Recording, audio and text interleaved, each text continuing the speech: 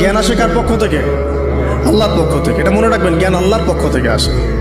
হ্যাঁ, জ্ঞান কখন আসবে? যখন আপনি পরিশ্রম করবেন, আপনার পরিশ্রম আল্লাহ পাক দেখবেন, আপনি ধারাবাহিকভাবে লেগে থাকবেন, আল্লাহর কাছে বেশি বেশি দোয়া করবেন, পাপ ছেড়ে দিবেন, গুনাহ ছেড়ে দিবেন, গুনাহমুক্ত অন্তর নিয়ে আল্লাহর কাছে কান্নাকাটি করবেন, আল্লাহ পাক ইনশাআল্লাহ ইলম দান করবে ইনশাআল্লাহ। ওই যে একটা হাদিস আছে, নবীজি বলেছেন, যদি তোমার মধ্যে লজ্জা না থাকে তোমার দ্বারা যে কোনো পাপ করা সম্ভব। যদি তোমার মধ্যে লজ্জা না থাকে তোমার দ্বারা যে কোনো পাপ করা কি সম্ভব।